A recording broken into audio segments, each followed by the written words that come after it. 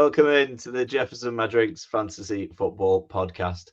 I'm Pete McManus, and I'm joined by Ian Harrison and Hallam Monk, as always, for our rookie preview, NFL draft preview episode of the pod.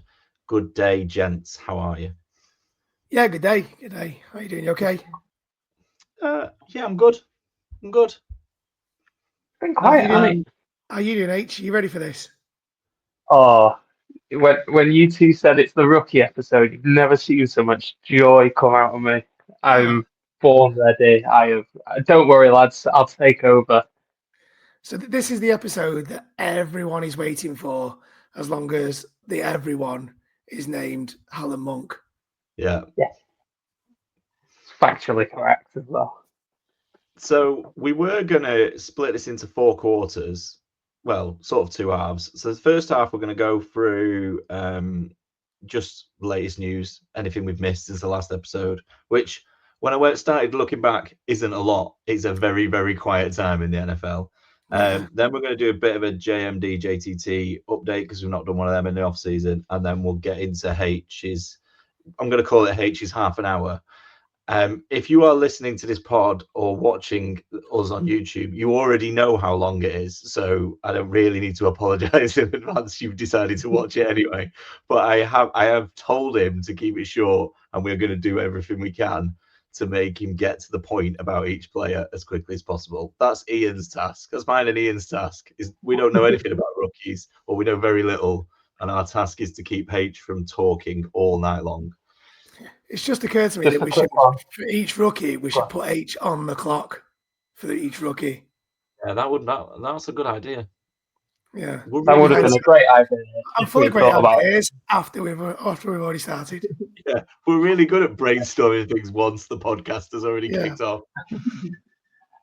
Just a quick one. So I do have some feedback on the last pod that we did. So it's a first time listener. And it was good. So it was a nice overall bit of feedback. So his name's Keenan. Shout out to Keenan. Thanks for listening. He has also shared it on his socials as well for us. So shout out to him. His feedback was wondering where that one follower came from. Yeah. So his feedback was that we know absolutely nothing about music. Because he is a big Kendrick Lamar fan. But he said the rest of the stuff was really good and he kind of enjoyed it. So kind of enjoyed it. What praise? Kind of enjoyed it. He's not the biggest NFL fan. He's not the biggest NFL fan, but he listened to it and he enjoyed it. So shout out to you, Keenan. Thanks for listening. We do. We appreciate listening. We appreciate every listen. So thank you for listening. And also thank you for sharing. Really appreciate that. So if you are listening currently and you haven't shared us ever or just for a while, give us a share now. Why not? Get those numbers up before the season starts for us, please. And Kendrick Lamar's not music, so that's all I'm going to say about that. But yeah. See, when H said we've had a new listener, I literally thought he was going to talk about his new child. He's got, which is no good to us unless they've got a Twitter account, in which case... he set his daughter up on Twitter, on Instagram, on TikTok, and she's followed us everywhere. Yeah. And she went, no. To be fair, she is the reason why I have gone such depth into these rookies this year. So I'll come on to that story as it gets to that. Anything to avoid changing an happy. Love it. Passing the blame already onto one of your children. So that's harsh. Right, news. We really haven't missed a lot. My favourite bit of news from the last few weeks is that Julio Jones has retired, and the only part of it I really enjoy is that I didn't realise he hadn't already retired. So I don't think he was on a roster last year. I don't remember him being in the league for about 3 years. I am blown away that even made the news cycle. He was with the Titans the year before when he struggled though. I think he's struggled since he left Arizona, really. He's not had a good season. But just on that, where does he rank as in terms of the overall wide receivers, in your opinion? Is he in the top, say, 20? Just before we answer that, He was never at Arizona. I'm gonna have to pull you up on that. Sorry, Falcons. They play in red. They're the same. Because They're a bird and they play in red. Like. I love that. I love a live fact check. That's brilliant. Yeah. My bad. Falcons. But where does he rank? Sorry, Keenan. We also don't know anything about football. The JMD podcast. 3 blokes who know nothing about nothing. Tune in every month. Talk rubbish. Julio Jones was a monster. I think. I mean, it depends. With all these things, like any sport, it depends how far back you go. I've only been watching NFL 20 years. Is he one of the best in the last 20 years? Easily. So, but then you're not including a lot of players from before that, are you? So it's hard to rank, especially now.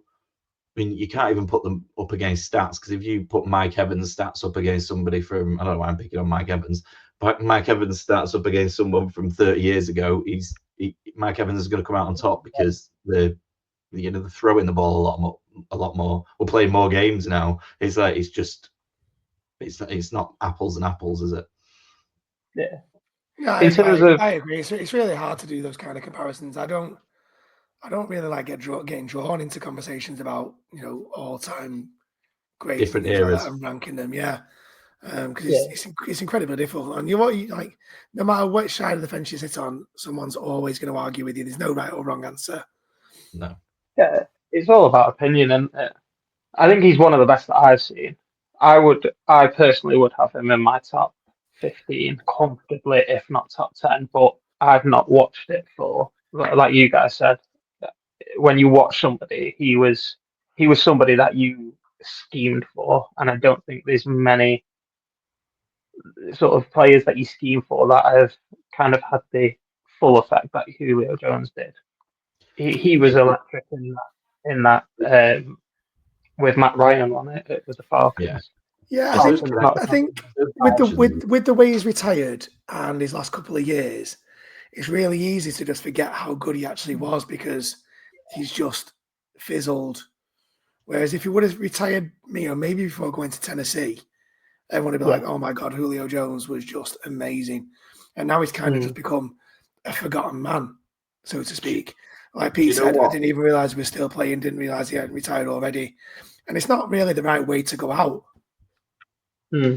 No, what I like, one of the things I do like, obviously, you with the Hall of Fame, what I like about that is they give you that 5 years, and then when there's several reasons why they do that. But one of the things I like about it is when you get to the end of that 5 years and he's eligible for the Hall of Fame, you've suddenly got this opportunity. You suddenly start remembering the prime.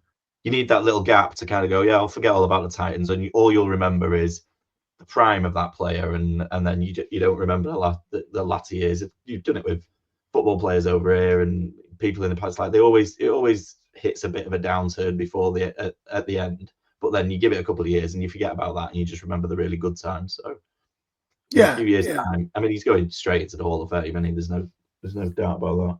Yeah, I'd be surprised if he doesn't. He's got straight into Canton.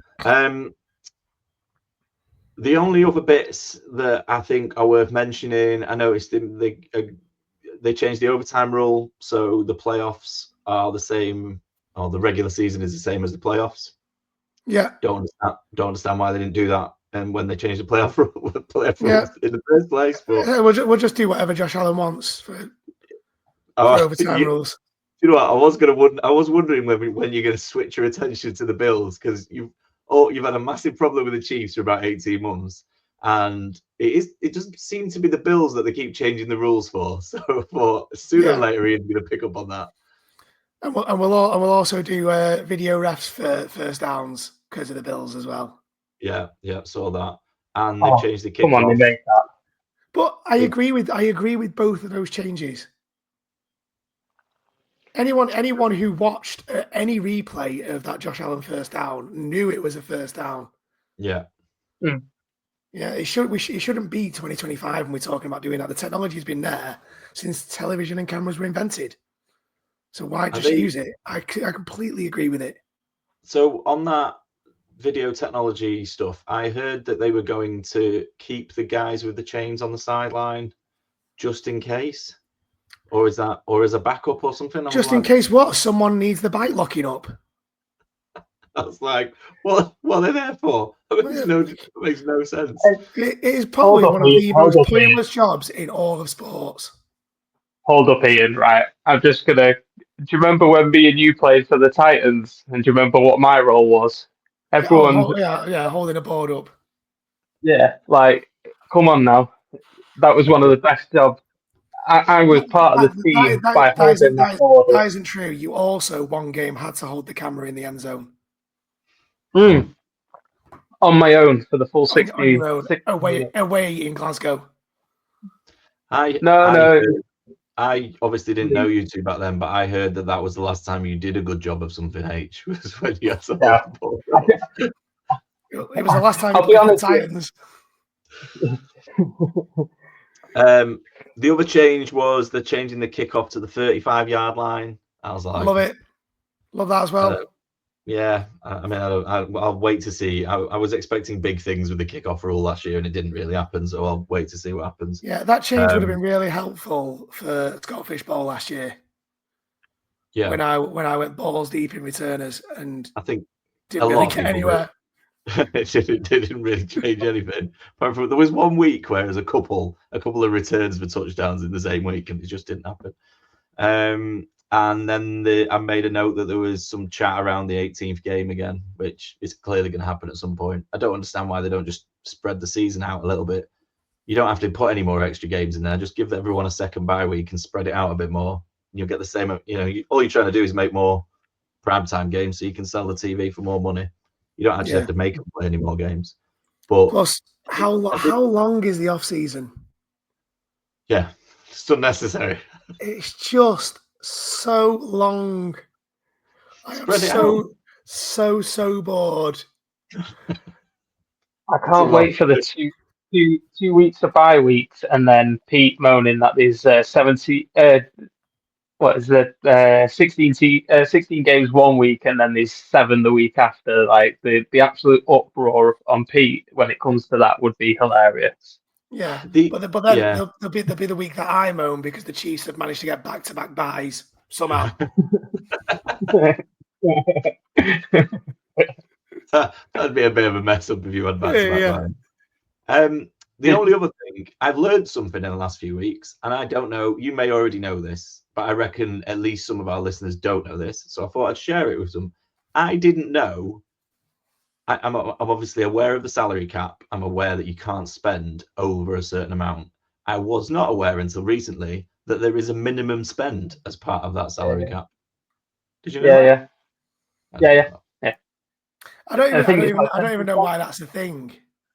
Is it? But you can carry it over purely to stop teams from tanking. Yeah, I was like, well, you learn something new every day. And that was what I learned. And hopefully somebody out there has learned something from me imparting that wisdom. Before we go on to the JMD stuff, do you want to hear the update on my 2025 team that I'm following? Yes, I was going to ask. Do we have a winner? We have a winner of sorts, yes. So I won't go through the whole thing again because I feel like the winner won't be Pete. If you want to go back, if you want to hear the start of this conversation, go back to the last pod. But basically, I'm falling out of love with the Colts. I'm taking a sabbatical. I've written down all the teams, and then I started crossing them off due to certain things. So I added a couple of extra bits. I added what I'm calling the Ben Johnson rule, so which counted out the Lions and the Bears, in that there's far too much excitement around Ben Johnson, where he's been and where he's going next. So I was like, I'm not having that. And then I counted out everyone who's playing the Colts, because whilst, I wanted to take a step back from the Colts, I also don't want to be rooting against them. Well, that will really narrow it down. Yeah, and that took me down to, that left just one of the 32 teams. Right. Which I was like, perfect. It would have been perfect. It's still the Broncos, right? If it wasn't for the fact that the one team was the Indianapolis Colts. So I was like, I basically crossed out all the other teams. So I'm back to square one. So So I'm back to being a Colts fan until I come up with a new plan. I'm all in on Daniel Jones and Anthony Richardson's QB battle. I'm back. Brilliant. It's come full circle. Yeah. Have you heard that they're having a great off season and that's why you're back? No, I haven't. Literally, I'm not paying any attention to any of that. I'll just go switch off and switch on again in September. And you mean they're having a great off season insofar that no one's actually asked them to throw a ball yet? That's the best time. Yeah. Okay. Right. Yeah. That's when there's no better QB than Daniel Jones when he's not throwing. To be fair, even when he's running and trips himself up, so yeah, this will literally be the best time that we have this year as Colts fans and players. So yeah, I'm back on. I might come up with a different way to find a new team, but for the time being, I've put that to bed and I'm back in on the Colts. I even ordered a new hoodie to replace the one that I thought I'd lost, and then found the one I thought I'd lost. So I've now got two Colts hoodies that are exactly the same. You're all in. You're all in on the Colts now. There's some deals on at Fanatics. I sent one over to you, didn't I? It was like some deals on at Fanatics. If you want stuff, get on Fanatics at the moment. You did, and I missed it. Oh, well, yeah. Because you sent me a really nice Bengals jersey that was dirt cheap. And I woke up the morning after and it was just, the deal was gone. Gone. Yeah. With that cheap, I almost bought a Cowboys hoodie because it was like 21 quid. I was like, that's a bargain. So it's still not cheap enough. I didn't, just to be clear. Right. Should we talk JMD, JTT? Yes. Sorry, before we do, I want to get H's thoughts on Derek Carr. Derek Carr was the big news I missed.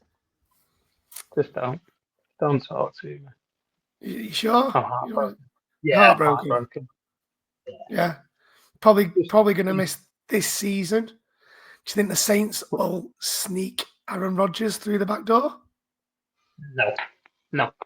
I still see Rodgers going to the Steelers. I think the Saints cap is that bad that I don't see how they can afford to pay Rodgers. The cap is a difficult thing and all that, but their cap situation has been by far the worst this season, from what I gather. Well, that is another point, because they can't even shift him on. So if they trade him, it's going to cost them 37 million. If they cut him, it's going to cost them 39 million. And he's on a 35 million cap. Yeah, and he's on a 35 million base. So it doesn't. The way that the Saints contracts have been done, I was reading something that they're still paying a wide receiver that they traded like 4 years ago. It's just ridiculous how they've done it, and this is the danger with restructuring contracts and restructuring. And sometimes you just need to just take a hit, and some players have to walk. But I'm going to come on to what I think they're going to do, though, because since obviously everything's happened with Derek Carr, I think they have a situation where they're probably going to end up drafting one. But we're going to do that. I was going to mention that. I saw a mock today somewhere that had him taking Shadur at 9. Yeah, that's what. So yeah. So I'm going to. Pete has challenged me with doing the top 10 draft picks. I've actually done 2. I think I've done one that I think is going to happen, and what would I do? So we're going to come on to that in a bit, though. Right. Okay. Fair enough then. Right. Cheers. Your inability to follow instructions is legendary. Yeah. Hey, you give me a task, I'll do it and do it well. It's like Jameis Winston in a huddle. I know what you've asked me to do. I'm just going to do whatever the hell I want. I'm going to do it anyway. Right. Just quickly on let's talk JMD and JTT. Before we do, for those of you who don't know, this is the Dynasty League that we run in conjunction with the JTT Cup, which feels like a good time to mention the JTT Cup. So Matt and the gang over there have got everything live for 2025 in terms of sign-ups and all that. So if you go to jttcup.com, there is all the details on there. It's got all the info. The theme for this year is sports movies. Sports movies, yeah. begs the question: what is your favourite sports movie? Do you have an answer, just quickly? It depends whether you want a serious or a comedy one. Either. What's your favourite? Replacements. I don't know if I've seen that. Blindside. Oh, you've not seen that? American football, Keanu Reeves, Rhys Ifans, John Favreau. Watch The Replacements. It's a great film. And while we're on the subject of sports films and what we're about to watch, how highly do you rate Draft Day? We must have had Oh, this I love chat. it. Love it. I'll Draft be Day. watching that. I'll be watching that next week. It's a bloody terrible film, but also really good to watch. Why is it It terrible? makes no sense. It doesn't make any sense. I give you that. You don't give up 3 first-round picks and then get them back in the same draft, but it is class, that, to be fair. Just by undermining the QB. Yeah. Spoiler alert, by the way. If anyone hasn't seen Draft Day, we're really sorry. It's a good watch, though. But yeah, if you go to jttcup.com and get yourself signed up for that, it's not a massive amount of money. It all goes to a really good cause. It's great fun in terms of the tournament and everything. The drafts won't be until June, July, usually July, I think. May, September. Yeah, one of them. Let me say that again. The draft's not until the summer, so that's fine. So yeah, get onto that, and all the money goes to a great cause. I think they've raised over 50 grand now over the last 4 years for the charity, which is absolutely amazing. Matt does a great job. Unreal work. And we're not just saying that because he was repping our t-shirt at Disney World today, which is all over X, which I did like. Friend of the show. But no, we he does a great job, and we do what we can to help with the dynasty element of it. So there's just a couple of things I wanted to cover off. Firstly, thanks to everyone who's renewed for the second year. We've got 4 divisions so far. We've got 4 divisions of 8 teams. So that's 32 teams, and 29 are back for the second season. So we had 3 people drop out. We're always going to have dropouts along the way, so they won't be missed. You're either with us or you're not. So that's it. And cheers for you, Pete. Good opportunity. Yeah. Well, mate, if you're either with me or you're not. That's it. Love that. The iron fist of the commish. Yeah. On that point, I would like to welcome Marcos Santiago into the Brady division, who I believe is the JTT 2024 champion. Ooh. So he's got history with these. He's got a big rep to bring in. So he's one to keep an eye on. Alan Treadwell in the Elway division and Thomas Birch in the Merino division. So welcome to those guys. And then there was just a couple of other things I thought I really, really wanted to get H's opinion on, because there is so far this calendar year, we have only had 2 trades across all 4 divisions. Both trades are in the Merino division, and both trades involve. Oh, here we go. Our very own Ian Harrison. Here we are. And I think they were both with Thomas Birch, one of our new players.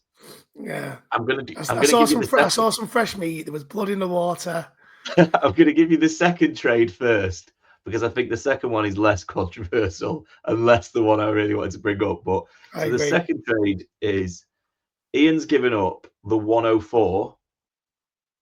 And he's got back the 107, so he's basically moved back 3 spots in the draft and gets Deebo Samuel.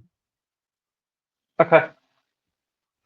I'm all right with that. I think I'm not a Deebo fan. Don't know what you think, H. I'm not a Deebo fan. I think he might be cooked, but I don't know whether there's going to be that much there at 4 in the draft as opposed to 7. I'm quite happy. I'm quite happy with that. It's not really controversial. It's not worth much of a chat. Yeah, I agree with that. I think it's very interested in the next one though. The other trade is a straight swap, nothing else involved, 2 players. Ian receives running back Chase Brown. Yeah, we love it. We love that. We love that already, don't we, H? And Thomas Birch, aka Rookie Raven, receives CJ Stroud. H's face. straight swap, no upweights, no picks involved, just a straight swap, and a running back for a young QB. I had to get rid. He's terrible. He has had your pants down. I offered it in. Even You are clearly you oh offered. my word! Wait, hang on. A running back that's gonna right. Hang on, He- H. he Hang on, will- H. You've not asked a really important question. How deep am I at QB in my team? And I will Go on, answer then. for you. So in Doesn't order matter. for me to get rid of CJ Stroud, you would think that I have to be really strong at QB. And I've got Lamar Jackson. I've got Baker Mayfield. Smashing it, right? I've got Russell Wilson. Is that it? I am sweet at QB. Oh, bad. On my taxi squad, I have got Spencer Rattler coming off. It might be worth reiterating that this is a superflex league, and really, ideally, you want 2 quarterbacks, Especially young quarterbacks, because it's also dynasty. Like, Yeah, oh, and we've got a honestly, draft. We've got a draft. Chase Brown may not be a running back in the league in 4 years. CJ Stroud will be a might be in the quarterback. XFL next year. No, he's not. I'll just replace him with Joe Flacco. I'm fine. Oh, dude. You do you. You do you. You love doing your trades. You love. I do love a You trade. love. Yeah. So you do you. I can't believe nobody tried to veto that, or at least send you a message like, "Hey, dude, like, I'd give you something else for CJ." No, everyone was like messaging me saying that's a great trade, Ian. Well done, mate. Yeah, because they're all mates with the new lad. Well done, Ian. Give the new lad a peg up. Give him more of a chance. Give him a nice welcome to the league. Great commissioning, Ian. Well done. Whilst there's been no other trades, a quick shout out to a few people who are trying to get things going. And I know, obviously, as we approach the draft, or once the NFL draft's out of the way and we get the rookie drafts in, I think we'll start seeing a little bit more movement, people getting back involved in things and stuff. But Ash Perry 33 in the Manning divisions put a few players on the trade block and put next to it what he's looking for, which I'm a big fan of that. I like that. I do like that. And Mungry Pablo in the same division has done the same. He put a couple of players on. Isaac Garendo looking for a 3rd round pick. I was like, that seems fair. That could be worth a gamble. And Adam Thielen looking for a 4th round pick. And I was like, that might. I'm not really sure where I want to bring Adam Thielen at this point in his career. But what are you going to get? Thielen, come on. If you're desperate for a wide receiver, I mean, a 4th round pick's a dart shot anyway, so that could be worth it. But I do like that when people put, let's be clear, this is what I'm looking for. This is fair. Let's get a conversation going. And in the Brady division, Jamie G10 has thrown a few players on the trade block, all of whom, I don't know, just seem to interest me. I'm not in that division, so it makes no difference. But I thought he was worth a shout out. He's put Darnell Mooney, Jalen Waddle, Najee Harris, and Sam Darnold, all of which seem like players that I could get really excited about next year before they bomb and do nothing. So that's big shout out to Jamie, who's thinking the way I would be thinking if I was in his division. But yeah, is there anything more pointless than the trade block? No, because it does start conversations. Yeah, I agree. But isn't everyone available for trade anyway? Yeah. I mean, if you're talking to me, you can have my eyes out. I don't care. Like everyone's open for negotiation. Right? I tell you what I like. Surely that's the same for everyone. What I like more than the trade block is, and they don't highlight it as much, that ability to go in and like other teams' players. So when you're looking down the trade, it's got that heart next to it, and you can see if somebody's interested. So if you're thinking, I don't know, I'm thinking about moving CJ Stroud, as you were, like if you can see who's interested in who, if people bother to do it. It relies on people doing it, but then you can kind of look at their team and have a look at what they like and stuff. It quite like that element of it. Yeah, I feel like a pervert liking everyone else's players. It's just Brilliant. Great analogy. It's like I'm looking through the bedroom window while I'm having a shower. It's just weird. Which leads us on to H's rookie review.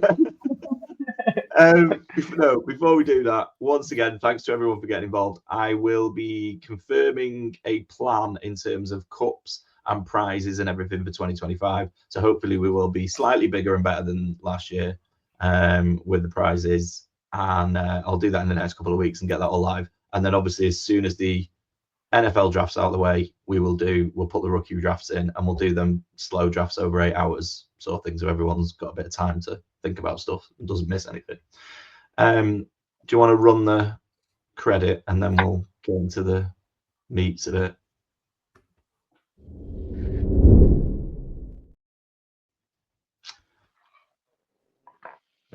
Right, here we go.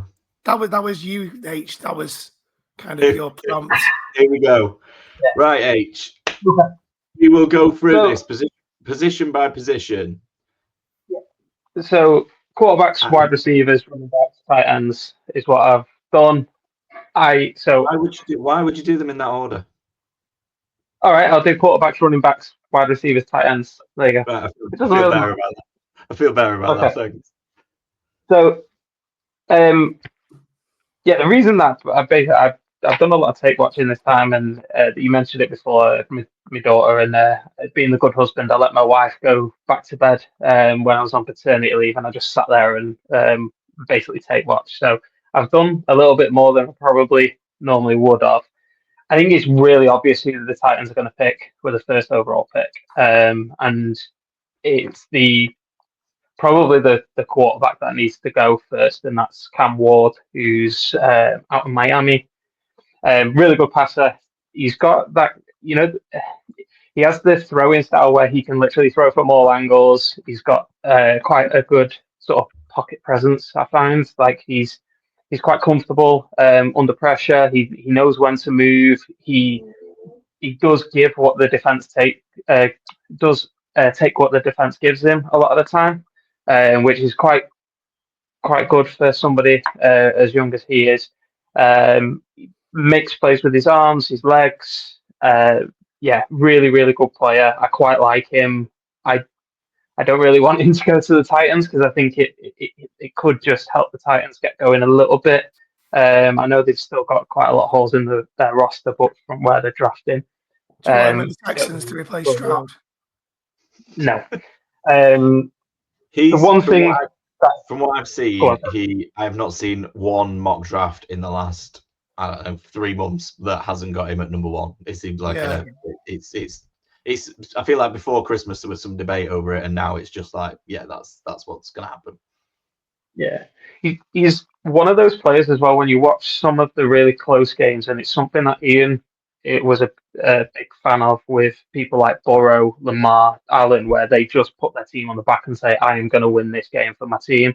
And obviously transferring college to the NFL is a huge jump, but he's one of those players that could easily do it. Only negative that I've got for him is he has had a lot of fumbles in his career. But last year with Miami, which was a slightly better team than what he's played with previously, he was pretty solid. I think he may have only had 1 fumble last year, which is a huge improvement on the previous years.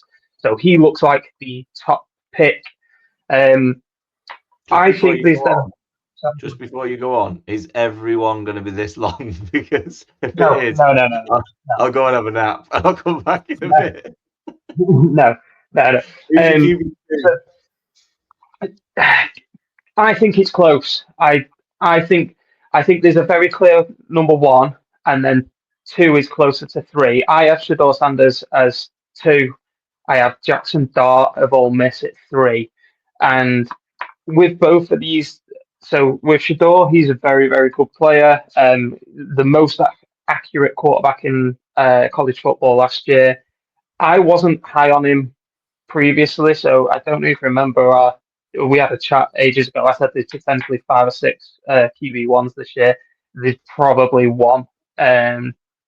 2 with Shador coming in. Good player, sometimes just holds on to the ball a little bit too long. And then Jackson Dart, who's the quarterback out of Ole Miss. I love him. He's a big arm player. I think he's probably the one that could turn into one of the better players in this draft class. But I think there's a degree of him having to learn how to be an NFL quarterback. Whereas I think with someone like Cam Ward, I think he kind of will fit into the NFL and the role that he will have to play even early. I think Jackson Darty has a lot of, because the way that Ole Miss's system is, it's very like, this is your route, you're not changing it, that's it. I think that the jump from college to NFL may be a big one for Jackson Dart, but he's got stupid arm strength. His throws are ridiculous. That's such a shame, because he's definitely going to the Steelers, where he's just going to hand it off. Yeah. There's a lot to love with him. So one of the games, I can't remember which game it was, but his team was struggling to just move the ball. So he just decided, I'm just going to run through defenders at times, which was probably the worst thing to do. But he just got first downs. He's not afraid to move with his legs. And yeah, I like him. I think he's probably going to go with the first round. And then I do think one other quarterback may sneak into the first round, or will be a very early second rounder, and he is a project, and that's Jalen Milroe out of Alabama, who is he is the dual threat quarterback. He is very much similar to kind of Lamar Jackson in that he is literally he can run, he can throw. The difference between Lamar and him is Lamar was a much better accurate quarterback, whereas Jalen Milroe has tendencies to be a bit wild. So he could sneak into the first round. I think somebody like the Browns could potentially go down this route of Milroe, just purely because he is a project. They've obviously picked up Joe Flacco, so they have a veteran who can start, and then as the season progresses, there could be a change there. But yeah. So he's saying if the Browns take Milroe, he'll get game time before Deshaun. Well, Deshaun's re-snapped his Achilles, so I would be surprised to see Deshaun play this year. At all this year, you think? Yeah. I also think the Browns are done with him. There is also that, to be fair, yeah. I think everyone's done with him. Yeah, I think because their GM came out last week and said that it was the worst trade they've ever done, or something along those lines. We made a massive mistake, John Watson. Yeah, and are you going to go and ball out for a GM that said that about you? Like, you probably not. And I don't see a way back for him with the Browns. Potentially get another gig, but he's not the same Deshaun Watson that was the Texans. So you just want anyone to. Summary of quarterbacks. You think, it's Cam Ward number one, the other, and then potentially 2 more in the first round. Our mate Chad has got 3 in the first 7 picks, apparently, which seems a bit bold, but considering all the things on there, and then potentially a 4th one. Is that because they're good enough to go in the first round, or is that because there's a lot of teams who are desperate for a quarterback and are going to push them up? Yeah, I think it's the team's desperate. So, for instance, I Sanders. I think there may be some of the teams early doors, they may go for the best player and then try to trade back into the first. I don't see Sanders dropping that far. I think the hype around him is too great for him to drop to the levels that I've seen some mocks where he's going at like 20, 21. I don't see that, especially now with the Derek Carr situation. I think he goes to the Saints. But yeah, I think there's those. There's then a bit of I won't even go through the play, like how they play or anything like that. But then, so there's a few real good project quarterbacks. So Quinn Ewers out of Texas. I really like Will Howard out of Ohio State. He literally just won the college championship. He both of those two are solid quarterbacks, fairly accurate. Howard has the ability to rush. I know that McCord and Tyler Show, who's the kid out of Louisville, are getting quite a lot of love as well. So I think there's a few that would be kind of second rounders, third rounders. But I would say there's probably the top three. I would say will go first round, and then it depends if Milrow can sneak into the first round. If not, he will be the second rounder, probably alongside Quinn Ewers and maybe Howard. And Ian, anything to add? No. No. Out of all of those players, how many had you heard of? 4. That's quite a lot. I think you're lying, but it's quite a lot. Yeah. 4 or 1. I don't know. It's how many did each mention? 8. Who's your? Well, I think we all know your running back 1's going to be. Yeah, Ashton Gentry, not even close. I know him. He could go anywhere, and he's going to be elite. He's freak. More importantly, who have you got at 2? Because from the bits I've heard, 2 and 3 could be interchangeable or are pretty close. I think 2, 3, and 4 can be interchangeable myself. I've got Mario Hampton. I think he sneaks into the first round. He's out of North Carolina. He played alongside Drake May in Drake May's final year. He had a really, really solid year this year. 0 fumbles, if I remember right. He's okay in pass protection, so it makes him a 3-down back. Probably a little bit quicker than people give him credit for as well. So, kind of the only criticism I've had of him is that sometimes he looks for contact rather than trying to be a bit more elusive. But he is brilliant, breaks tackles, violent runner, and will be very, very good. So, he's 0 fumbles as well for North Carolina. Okay. And then, do you want to have a guess? Do you want to have a guess at where Chad's got Amari and Hampton going? Somewhere like Denver. No, he's got him going 21 to the Steelers. Yeah, I personally, I would see the Broncos picking him up. That would be where I'd land him. Okay. Who's 3 then? Number 3 and 4 are the Ohio boys. So Trevion Henderson and Quinton Judkins, both brilliant. They were a 1-2 punch this year, but they've also done kind of the bell cow work previously as well.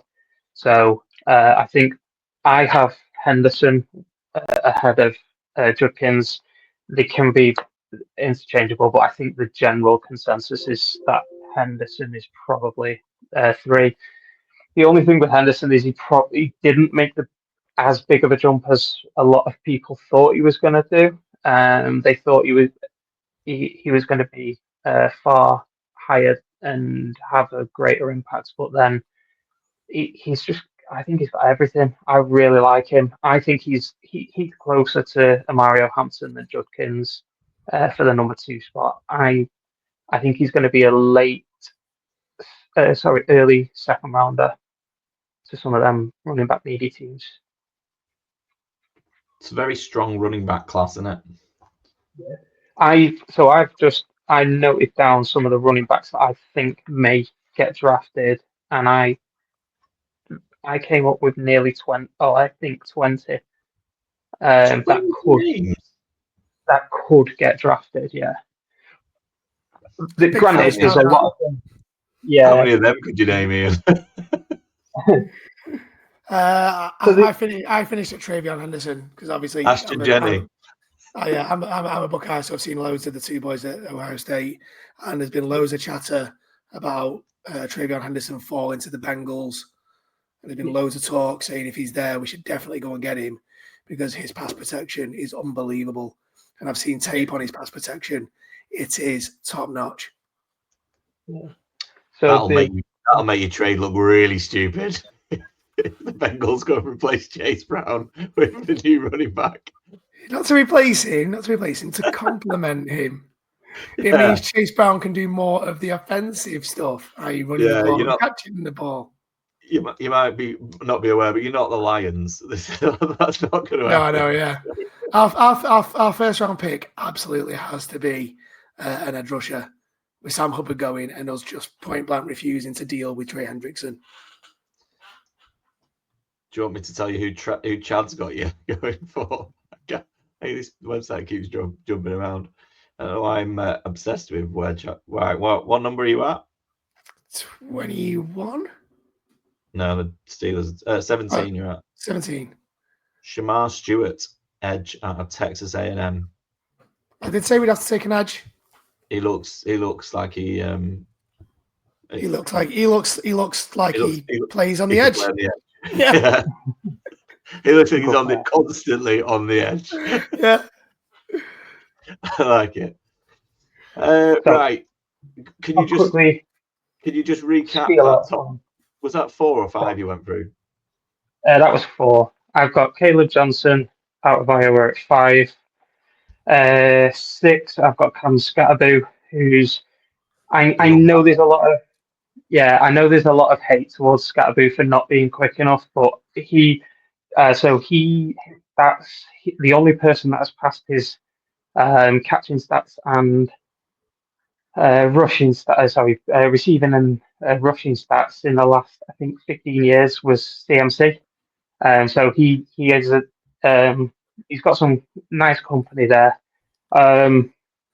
You've got Damian Martinez out of Miami, LeQuint Allen out of Syracuse, Ollie Gordon out of Oklahoma State, Dylan Thompson out of Tennessee, Devin Neal out of Kansas, R.G. Harvey out of UCF, DJ Giddens out of Kansas State, Trevor Etienne out of Georgia Tech, who is Travis's brother, Ian, so you can start. That's what he is going to be dreadful. He is going to be a terrible running back.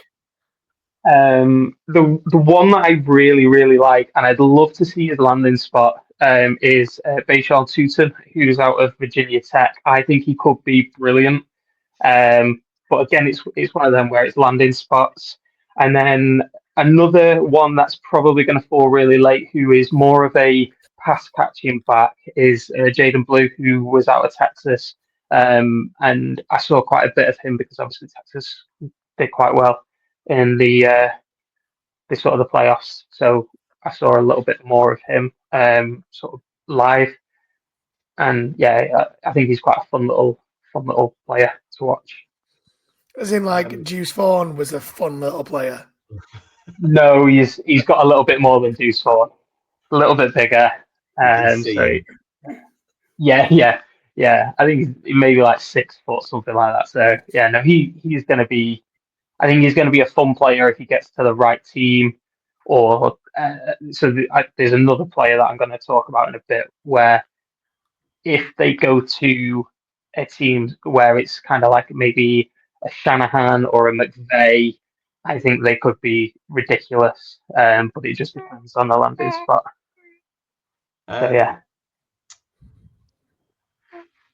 So Genty's obviously going first round. We'll find out if he's in your top 10 later in the show. Have you got another running back going in the first round? Do you think another one sneaks in? Yeah, I've got Hampton going to the Broncos and potentially Henderson sneaking in for somewhere. I think the Bills may take him if he's there, purely because of the James Cook situation where he's decided that he's going to try and be his brother and demand way too much money. We can get into this at another time, but I don't think 15 million is way too much money. Just paying 15 million for the next 3 years. Well, that's not a lot of money. Anyway. Yeah. It's the not. running back. It's the running back thing, isn't it? It's bizarre. I find it bizarre. Right. Wide receivers. This should be interesting. So the wide receivers this year, if these wide receivers were in last year, none of them go first round. I don't round? see. Yeah, no. So last year we had coming out of college, we had Marvin Harrison Jr., we had Brian Thomas Jr., we had Malik Neighbors. They were all what we class as like blue, or what was said to be blue chip prospects. Like they are the best of the best. I I I think that these receivers would have maybe gone in the sort of Keon Coleman, Ricky Pearsall kind of selections if they were going to get into the first round. Okay. Back in the first round with you. Yeah. The one that I love, and I've mentioned in too much, so I won't go into too much, but that's Ibuka. I personally have him as wide receiver 1. I know that a lot of people prefer Ted McMillan out of Arizona, he's a good player, and there's obviously Travis Hunter as well, but it depends what you want to do with Travis Hunter. I think that's a key element to that. And if I was drafting Travis Hunter as a wide receiver, he is probably the best wide receiver in this class. If I'm drafting Travis Hunter as a cornerback to play a bit of receiver, I don't think he goes as high as somebody like McMillan or Ibuka, because he's going to be a part-time receiver. If I was managing Travis Hunter, which is something that nobody ever wants to hear, I would have Travis Hunter as a wide receiver 1 and a rotational corner, because I think he's a better receiver than he is corner. But there's no player like him, and that's why he is going to be drafted where he's going to be drafted. So the problem with that is it's much easier to plan to be a corner that has packages on offense than it is to do the way around. Yeah, and that's why if I was doing a rookie draft tomorrow, I wouldn't select Travis Hunter, because I don't know if he plays as much offense. If we're talking, we'll get to the NFL draft. I have my opinion on Travis Hunter, which I'm going to save for the rookie draft, for your top 10 draft, because I'm assuming he's going to be in the top 10. But in terms of fantasy, he's the biggest dilemma that we've had in terms of rookie drafts since we started doing it, definitely, and for several years, because you're just not going to know what position. He could turn out to be a top wide receiver, and he could just turn out to not play wide receiver. You could just be burning your pick, setting your pick on fire. Well, it may be that the Sleeper and the other apps that are out there take it out of our hands anyway, because if he declares as a cornerback and they list him as a cornerback, you won't be able to draft him anyway. True. Well, no, it depends on. So when he's announced, it's where the team sees him. So if a team, probably the Browns, I haven't, Browns or who's the Giants, they will come out and announce him as either a cornerback or a receiver, or cornerback receiver or receiver cornerback. That is a big key indicator as to what they value him as. So I didn't know that. Yeah, so I didn't know that until I think it was last year, where a player was announced as maybe a guard, and he was a tackle in college, and it's because that's where they see the NFL team sees him playing. So that'll be interesting when his name's called out. Okay. So that's a cool one for you. A little bit of a draft love is Luther Burden, who, if you give him to Shanahan, McVay, Ben Johnson, someone like that, I think he could be a really, really fun piece to watch. He's an inside slot receiver, speedy guy. He's out of Missouri. Really, really fun player, though. And I think he could be. He's one of those players that he kind of makes you miss. tackles just because he's so sort of elusive. I think he probably goes very, very early second round, if not first round. But he's a really fun player to watch. He's my wide receiver. He's my wide receiver who I like based completely on his name because it's a cool name, Luke Burden. And you can add into that Jackson Dart, who's every commentator's going to go, he's just thrown a dart, and there's some sort of drinking game in there. And going back to running back, Scatterboo is right up there for my names as well. They're my 3 picks so far. Another wide receiver that's getting a lot of love. Another receiver that's getting a lot of love is Matthew Golden out of Texas, who obviously ran the 4.2, and then everyone goes, "Oh, that's a real big party piece that we could have because he's super speedy." He really struggled for Texas until the latter stages, when Isaiah Bond kind of went down with an injury, and he really took over, and he did actually kind of shone. I personally think if he didn't have the college, I think it was a semi-final game, I don't think he's in the conversation of first round. I think he will probably be the second wide receiver drafted behind Tech McMillan. So, depending on obviously what you value Travis Hunter out there. But yeah, he's a good player, someone to watch out for. I've got a big love for Trey Harris out of Ole Miss, who obviously was Jackson Dart's big target. I think he's like 6'4", absolute unit, great hands, basically everything that I wasn't as a receiver. So he's absolutely brilliant. Surely that's the baseline for anybody playing sports. Yeah, sure. Everything that I wasn't. So a few other quick names for you to look out for. These are probably sort of that second round to fourth round, or quick fire them, so there's not loads though. You've got Jaden Higgins out of Iowa, Jalen Nolan out of Iowa State. You've got 2 guys out of TCU, which is Jack Beck and Sevion Williams. There's a guy, and I'm going to butcher his surname, and I'm really sorry. It's the wide receiver out. Yeah. We'll get back to him. Ayamaya, the receiver at Stanford. Anyway, he's really, really good. I think he goes second round. Jalen Royals out of Utah State, Isaiah Bond out of Texas, who's absolutely fallen off a cliff in terms of his draft stock because of injuries. And he had a really bad season when he transferred to Texas, but when he was at Alabama, he was brilliant. Kyle Williams out of Washington State's getting quite a lot of love. There is a really, really cool story about this guy, Tez Johnson. I don't know if any of you know this about Tez Johnson. So he's at Oregon.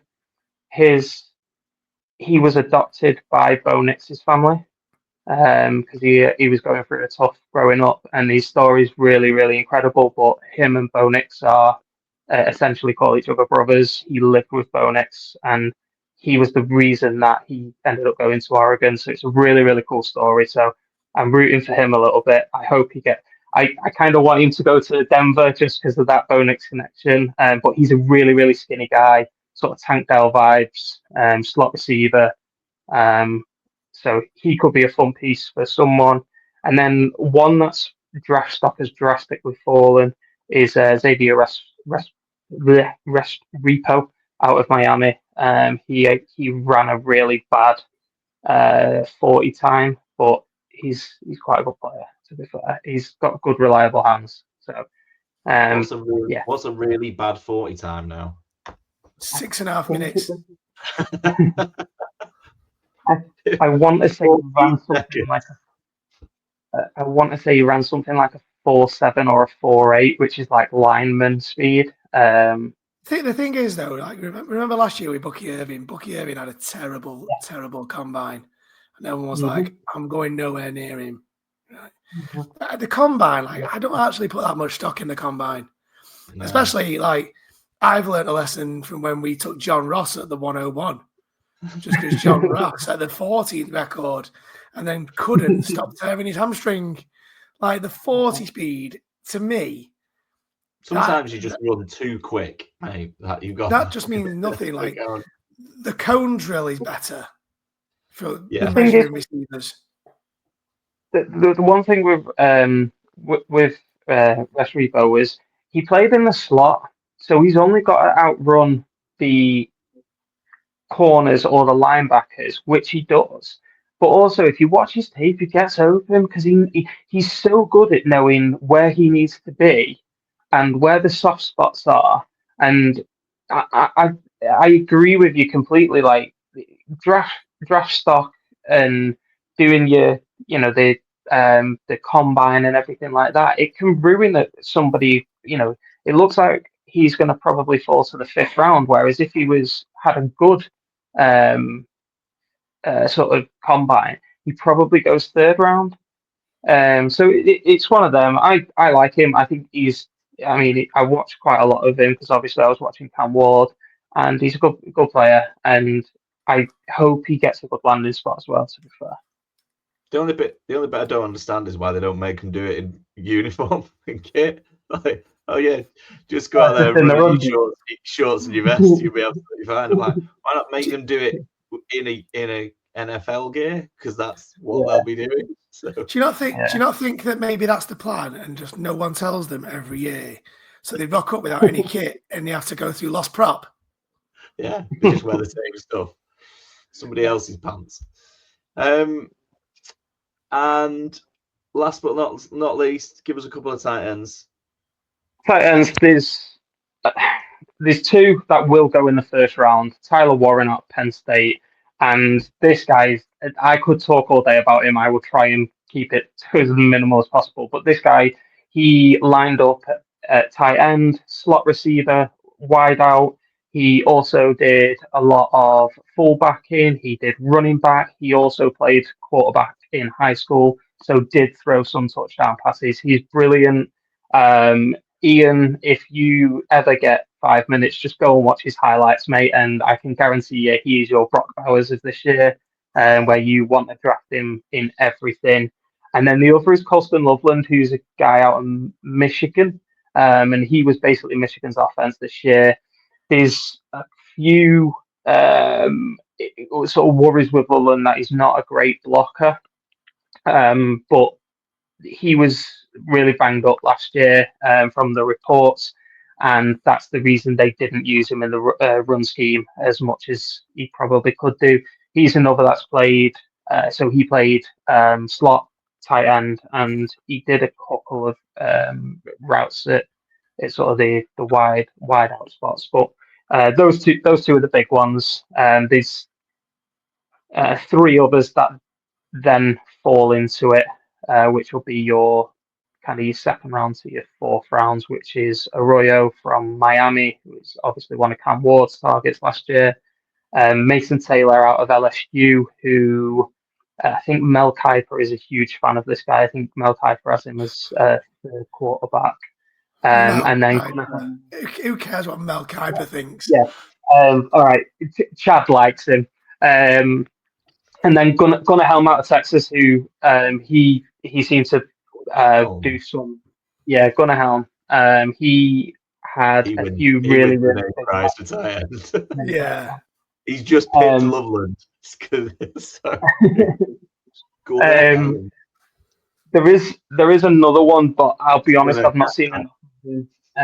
And that's Fanning Jr., who was out of Bowling Green. I've not seen enough of him, but he led all tight ends in receiving yards, and I think was 2nd in just overall receiving yards in college last year. So he's got a lot of love, but I've not seen enough of him to. And he played for a college called Bowling Green. Yeah, Bowling Green. Yeah. So yeah, they he's not gone against the best. But that's it. That's it. Right. Ian, anything quick to fire? add?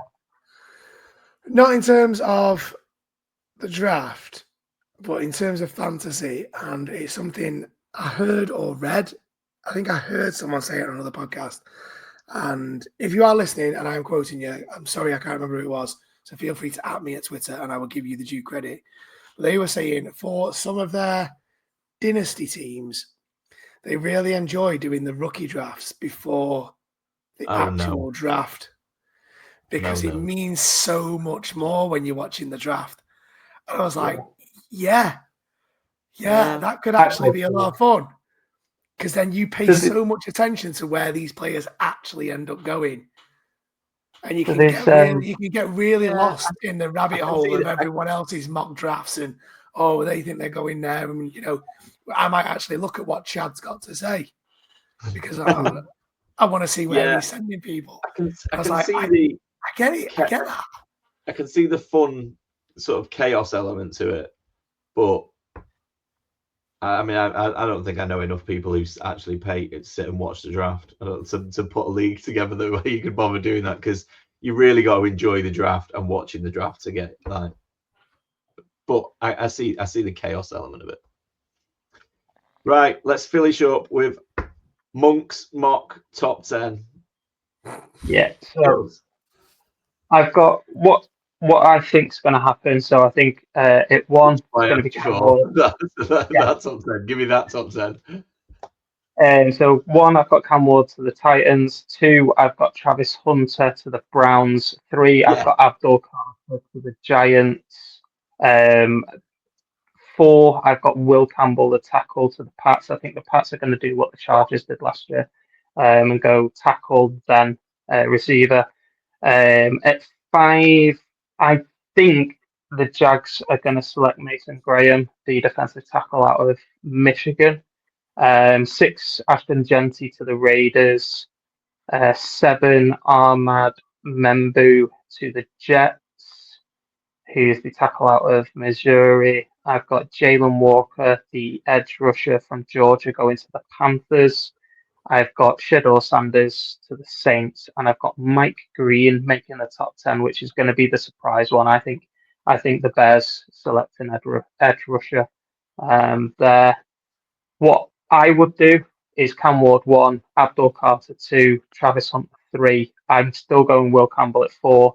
I've got the Jags taking Tyler Warren at 5 because I think there is a massive hole there with Engram going, and it also wouldn't surprise me to see Tyler Warren go there. I have still gone Jeanty at 6 to the Raiders. I've gone with Membu to the Jets at 7 still. I've then gone Mason Graham to the Panthers, so he would fall from 5 to 8. Sanders to Saints at 9. I've got Jalen Walker 10 to the Bears. I have done the Colts and the Bengals if you want to know what I think may happen there. So if no. If available, we've got the J train. We're fine. If available, Tyler Warren goes to the Colts. If not, Colston Loveland goes to the Colts. I read a stat that the Colts have not had a 500-yard receiving tight end since Eric Ebron in 2017. So big need for the Colts. But was there an asterisk under that saying they haven't had a quarterback since way before that point? So that's like you can put fucking Brock Bowers. Oh, excuse my language. You can put Brock Bowers down there. If no one's going to throw him. We haven't got anyone to throw him the ball. He's not going to catch it, is he? Tyler Warren, what an absolute waste of talent. Welcome in. The Bengals, I've gone Walter Nolan, who is a defensive tackle out of Ole Miss, and I've gone Derek Harmon out of Oregon, but I would also love to see JD Barron go there, who's like this year's Cooper DeJean, in that he plays everywhere in the backfield. So it's all defense for the Bengals. Texans have gone Kelvin Banks. Why? Too obvious the Bengals don't work like that. No, we'll take a running back in first round, obviously. Take a running back and watch Ian cry into his cornflakes the following morning. What about Chase Brown? Texans at 25 have gone Kelvin Banks, the tackle out of Texas, or Emeka Egbuka, who obviously I just want him to come to for the Texans as well. But yeah, that's it. So what I was going to say about Travis Hunter, and you pretty much put him in there at the Browns. Surely Travis Hunter is the most nailed on top 3 pick that's not played quarterback that's ever been in a draft, because it's like drafting 2 players. It is, but if he's a wide receiver, he's probably wide receiver 1, but it's close. And if he goes as a cornerback, he's probably cornerback 2 or 3, because there's the. But the point is, you can draft him as a wide receiver, and then if it doesn't work, you can go, well, let's play him at quarterback. It's like you've got 2 attempts for him to not fail.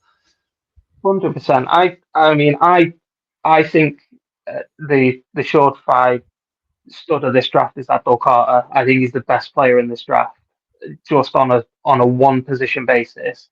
It wouldn't surprise me if I was going to put a fiver on one of these players becoming first team All Pro. It would be Abdul Carter, the edge rusher from Penn State. I have him as this number 2 behind Cam Ward, but he is, for me, the best player in this draft. Okay. But yeah, it's one of them. I think if you have an area of need, like, so for instance, if Travis Hunt is there for the Browns or the Giants, they're going to take it. One of them will take him at 2 and 3. It's just whether the Browns want to pair Carter with Myles Garrett, which would be freaky to have 2 potential, 15 to 20 sacks a season edge rushers, or whether they want to have a wide receiver, probably 1 for them, and a cornerback 2/3 for them. I think they've still got Denzel Ward, haven't they? I'm trying to think of the other cornerback. So, but yeah, I think the Browns pick is going to be a really interesting pick this year, which nobody's ever said before. So, yeah, I think it's going to be a good one. I think the Browns should have brought back Jameis Winston, and then they should have drafted Abdul Carter and just gone, right, you just throw it all around the park, because these 2 will get it back for you if you give it away. So it's like, that's our strategy for the year, is you just going for it. And if Jerry Jeudy doesn't get on the end of that 120-yard throw that you're just airing out, then Garrett and Carter will get the ball back for you. All the way to the Super Bowl. Go Browns. Right. I haven't really got any. I think you've done a sterling job there, H. Yeah, well done, H. Yeah. Well done, mate. Hopefully managed to keep it down to 45 minutes, so that's impressive for me. Yeah, good effort, mate. I'm not a fan of Ashton Genty to the Raiders. I don't know why. It just feels like a bit of a boring landing spot to me, but it feels like that's where it's going. Do you know what? Someone's got to go to the Raiders, aren't they? The Raiders have got to pick someone. I could see the Jags doing it. I don't know why. I would hate it, but the Jags could do it at 5. My only other thing on the draft is, did you see that stat? I can't remember the year, so this kind of makes this stat pointless, but it was at least 20 years that the first time in 20 odd years that every team has owned their own first round pick. Yeah. Might be the first time it's ever happened. I don't know. I don't know. Yeah, I think at this point, coming into the draft, every team has still got the first round pick, because usually it's been traded by now. So someone's going to trade something, which is what makes it exciting. I'm looking forward to it. Be good fun. Right. Unless anyone's got anything else to add, we'll wrap it up, and we will reconvene post-draft when all of those rankings have gone out the window, because H gets really excited about some nobody running back out of Bowling Green. Going to the Texans in the 7th round, and he pushes him up the rookie. Yeah, some tight end from the tennis club. has gone to the Jags. Make him your number 1 rookie draft pick. Right, a pleasure as always. Enjoyed that, lads. Follow us on socials at JMD Pod. And follow us on, sign up to our, oh my God, what's the word I'm looking for? subscribe to the YouTube. To the old YouTube. Follow us on Spotify. Subscribe to Spotify, whatever you do over there. And do what H did and tell your mates, even if they're not into NFL or music, tell them how great it is listening to us chirp on for well over an hour about players we don't really know anything about. And yeah, we'll catch up after the draft. Yeah, see you later, boys.